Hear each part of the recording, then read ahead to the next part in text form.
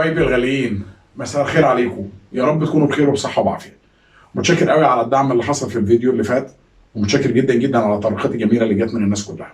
يا ريت ما تنسونيش زي كل مره من اللايك والشير، ونحاول نتفرج على الحاجات اللي دايما بتاع الدون جورفندي بيحاول يشوفها ويعالجها.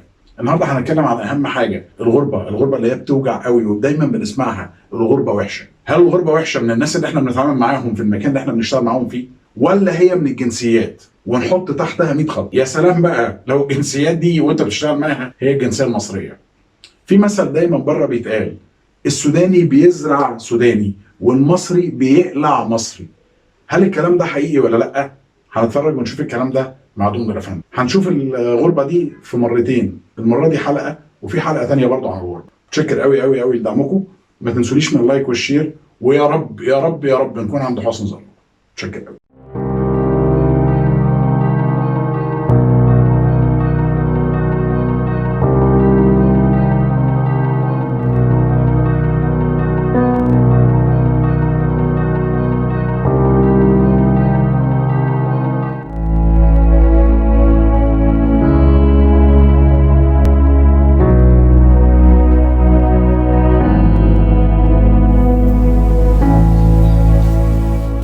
بس كده بقى. الو. ايوه يا حبيبي، صوتك مين؟ ماليش، بس انا عايز اشوفك دلوقتي. طيب اوكي، هقابلك كمان ساعة في المكان اللي بنتقابل فيه. خلاص ماشي، يلا باي. ربنا أنزل علينا مائدة من السماء تكون لنا عيدا لأولنا وآخرنا وآية منك وارزقنا وأنت خير الرازقين وأنت خير. صباح الفل يا ست الكل. صباح النور يا حبيبي. صدق الله العظيم. أنت أخبارك إيه؟ عامل إيه؟ مزاجك ليه مش رايق النهاردة؟ بص سما، انا عايز اكلمك في موضوع يا حبيبي. انا كلمت احمد جارنا اللي مسافر بره، وبعدين؟ وهسافر انا كمان. ليه يا حبيبي؟ يعني أنت هتسافر وتسيبني؟ عاوز احقق احلامي، اما القعده هنا ملناش فايده. متقلقيش، اظبط حالي هناك وابعت اجيبكم. وهتسافر ازاي يا ابني وانت معكش ورق اصلا؟ في سمسار تابع، هاتيله جزء من الفلوس، ولما اسافر ان شاء الله ابعت له الجزء التاني.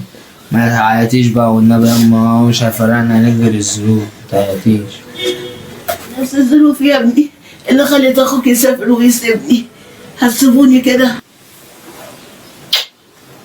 متقلقيش والله، احلامنا كلها تتحقق، وهبعتلك الفلوس لما العمر اللي انت كنت نفسك فيه. يا ابني يا حبيبي، ده انت عندي اغلى من الدنيا كلها، انت حياتي ونور عينيا. وانا كمان والله يا ابني. بقول لك انا عندي مشوار كده اخلصه واجيلك. روح يا ابني، ربنا يحميكوا وينجيكوا ويكفيكوا شر طريقكم وسكتكم يا رب العالمين.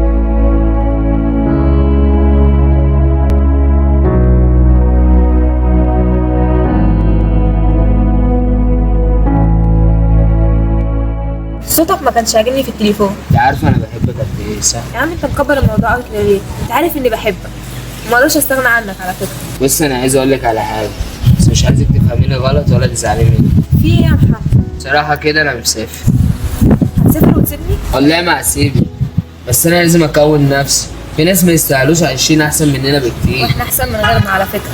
فيها ايه لما نعيش على قدنا؟ فيها ايه لما نكبر؟ الزمن اللي احنا فيه ده تفضل طول عمرك كبير، هتعيش طول عمرك صغير. على فكره مفيش حد بياخد كل حاجه. هو انت مش هتستنيني؟ انا لو عليا استناك العمر كله، بس الله اعلم، محدش يعرف فين النصيب.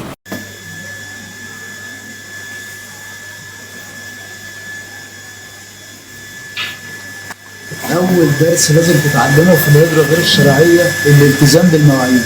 لا مؤاخذة سيد، كنت عايز اخلص حاجات كده بس قبل ما اسافر، وأودع الناس اللي انا بحبها، اجيب لامي كده الموضوع بالراحة كده واحدة واحدة. رضا الأم دي برضه حاجة حلوة، دي الحاجة الوحيدة اللي هتفضلك في الغربة. جبت الفلوس؟ اخويا بص يا سيد، انت كلمتني على 40,000، بس انا معيش غير 5 دلوقتي. ده انت جاي تهزر بقى. يا عم انا مش جاي اهزر ولا حاجة، انا معايا فلوس هسافر بيها بس. طب خلاص ولا تزعل نفسك، هات الشنطة دي. بص انت هتمضيلي على وصل الأمانة ده، وأول ما توصل بالسلامة تبعت لي الباقي. خد اشرب.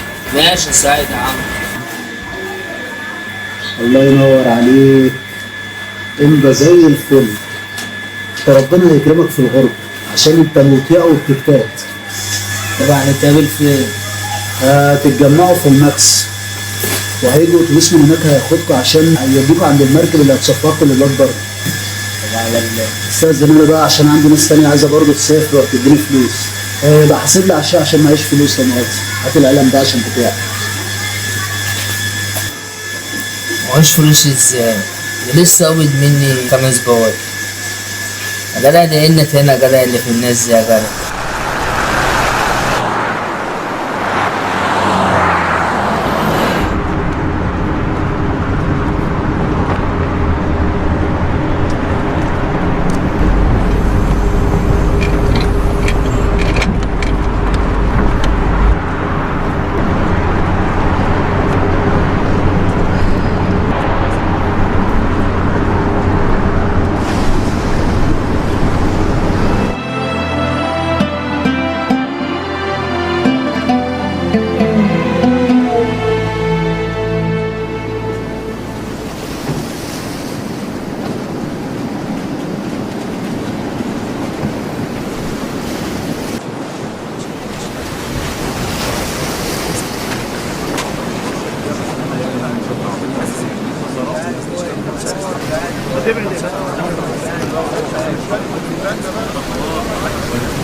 اهدى يا جدعان. نسمع بعض يا اخوانا، نسمع بعض. اي حد معاه فلوس مصري، بطاقه، اثبات شخصيه، مستندات يسلمها لي فورا. اللي معاه دولارات عفارم يعدي. ها منعم. ايوه يا ريس. ايد عندك يا ابني جنب كل اسم الامانه بتاعته، عشان واحنا رايحين ناخد باقي فلوسنا نسلمها لاهاليهم. راح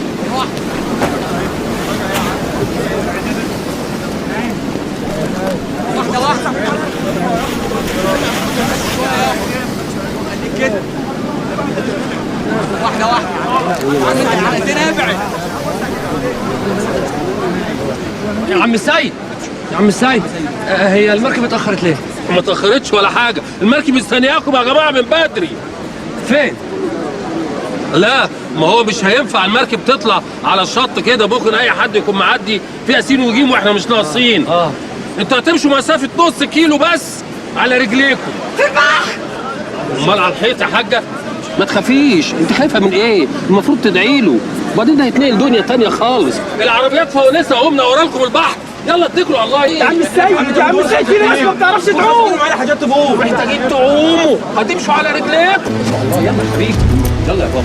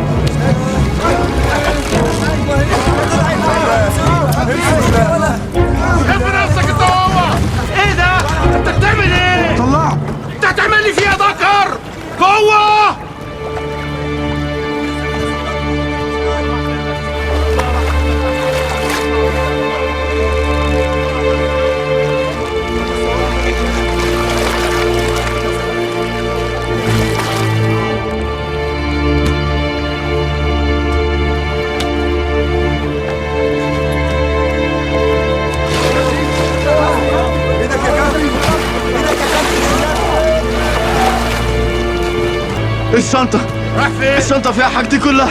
لو ندمت وراها هسيبك وامشي. طب خش جوه. اعمل ايه؟ الشنطة فيها خش حاجتي جوه. كلها. والنبي انزل اجيب الشنطة بس.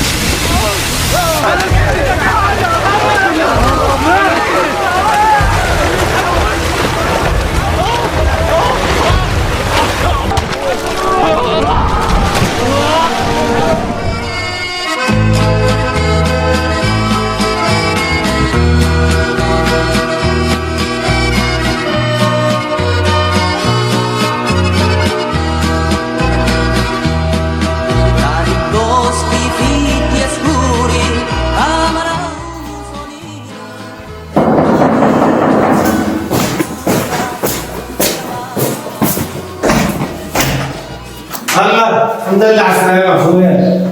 ده سلمني. خير وسهلا. هو ده اللي هتستناني اول ما اجي؟ سايبني بقالي 3 ايام منجي في الشارع، عمال اتصل بيه، تليفونك مقفول. معلش والله كنت مشغول الايام دي. عيب عليك يا جدع، ده احنا حتى جيران. انا عارف. حابب اعرفك محمد اخويا وصاحبي من مصر، شادي صديقي في السكن. هي المشرحه ناقصه اهوت يا عم احمد، ده احنا مستحملين بعض بالعافيه. معلش هو بيحب يهزر كده على طول. طمنا عليك وصلت على طول ولا حصلت لك مشاكل؟ يا جدع ده احنا تعاملنا ولا عبيد، رمونا في البحر واخدناهم لغايه الشاطئ، وفي ناس سمع اول ماتت. مش مشكله، هي كده اي رحله لازم يكون ليها الحوار.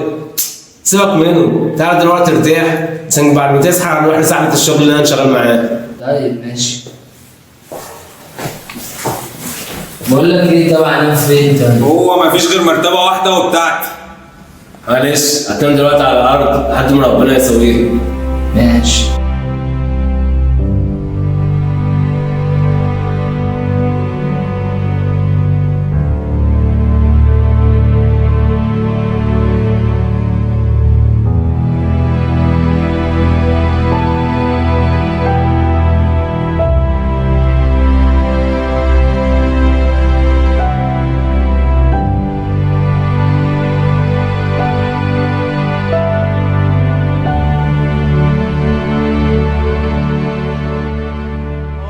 Improvviso venivo dal vento rapito e incominciavo. Good morning. Good morning, Ahmad. Who is this? ده صاحبي محمد وعايز يشتغل معانا. ودي استاذ هند صاحبة المكان هنا، بتتكلم عربي كويس قوي. وبحب مصر قوي.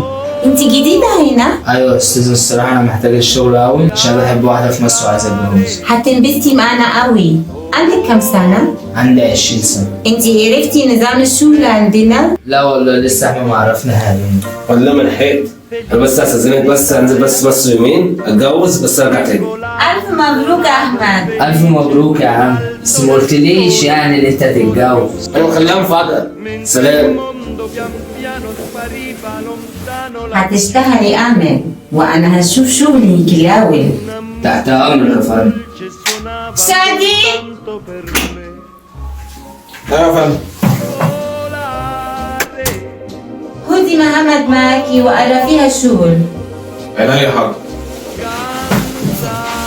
السلام عليكم.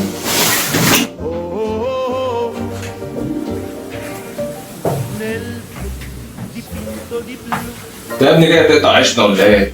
تعال.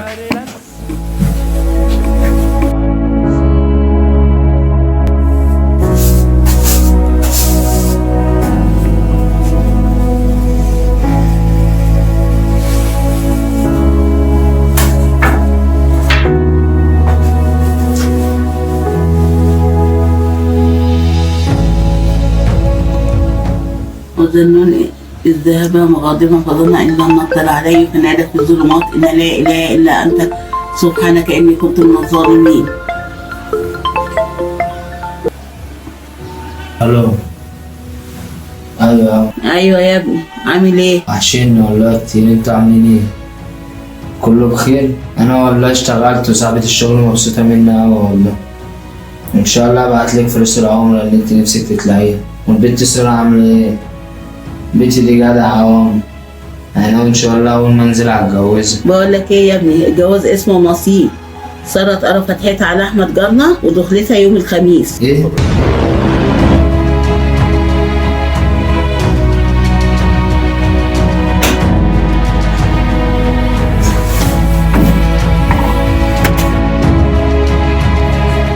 انت يا ابني جاي تشتغل ولا جاي تتكلم في التليفون؟ مؤاخذة والله يا باشا كنت بكلم امي. ولا تكلم امك ولا تكلم ابوك. انت جاي هنا عشان تشتغل وبس. يلا سيب اللي في ايدك ده وروح اشتغل يلا. يلا.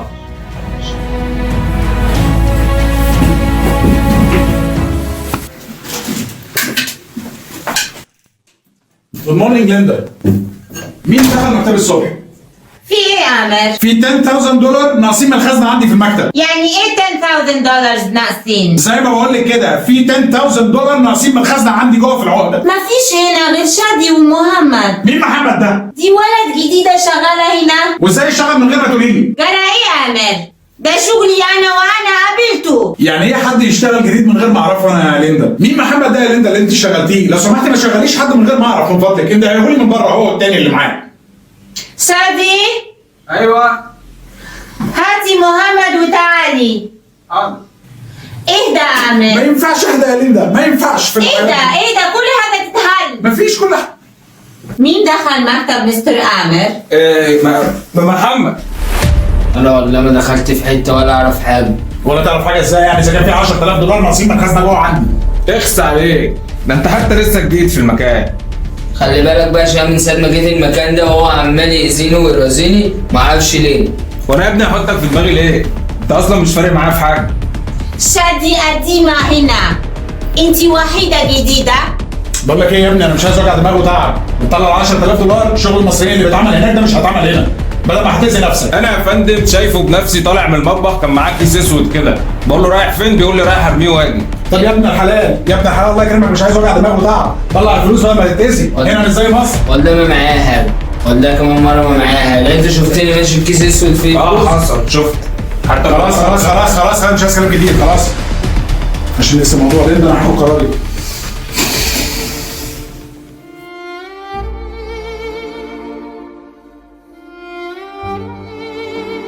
كنت فاكر لما اجي هنا الاقي جنة مفتوحة لي تعوضني عن سنين التعب والشقة اللي شفتها في مصر.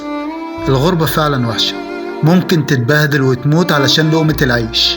جاري اللي زي اخويا اتجوز حبيبتي علشان معاه فلوس، والمصري اللي زيي اذاني علشان يشتغل هو، وكأن شغل معاه يعني هيزف اكل عيشه، واتظلمت علشان تهمة ما عملتهاش. طب اشتكي لمين هنا؟ فعلا مصر احن علينا من اي مكان تاني.